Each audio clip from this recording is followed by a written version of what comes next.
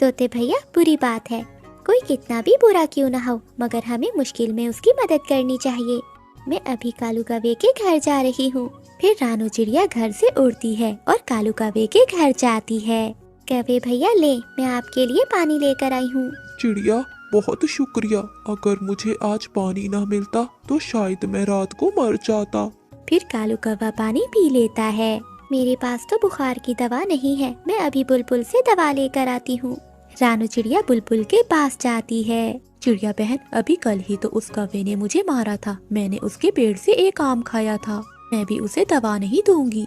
बुलबुल बहन, वो बुरा है मगर हम तो बुरे नहीं हैं, हमें उसकी मदद करना चाहिए। रानू चिड़िया किसी तरह बुलबुल से दवा ले आती है और कालू कौवे को पिला देती है।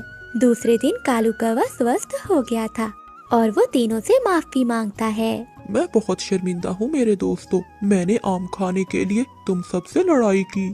अब मुझे पता चल गया है कि अकेले जीना बहुत मुश्किल है, मुश्किल समय में सिर्फ दोस्त ही काम आते हैं। फिर वो सब कालू कौवे को माफ कर देते हैं। मेरा घर बन गया, अब मुझे कोई चिंता नहीं, मैं अपने घर में आराम से रह सकती हूँ। रानू चिड़िया अपने घर में बैठी हुई थी कि दरवाजे पर दस्तक होती है। रानू चिड़िया बाहर जाती है। बाहरी छोटी चिड़िया, ये तुमने क्या किया? ये पेड़ मेरा था, तुमने मेरे पेड़ पर अपना घर क्यों बना लिया? अब तो तुझे ये घर छोड़कर जाना होगा। कृपया करें गोरी बहन, मैंने ये घर बहुत मुश्किल से बनाया है, आप ऐसा तो ना कहें। तो फिर छोटी चिड़िया, उठाओ अपना घर और ले जाओ यहाँ से। ये आप क्या कह रही हो? मैं ये घर उठाकर यहाँ से कैसे जा सकती हूँ?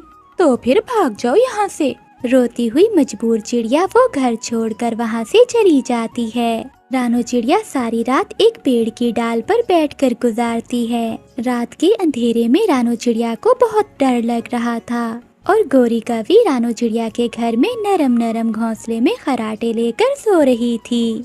अगली सुबह हो जाती है। अब मैं अपने लिए नया घर बनाऊंगी, पहले मैं नदी से पानी पी लेती हूँ।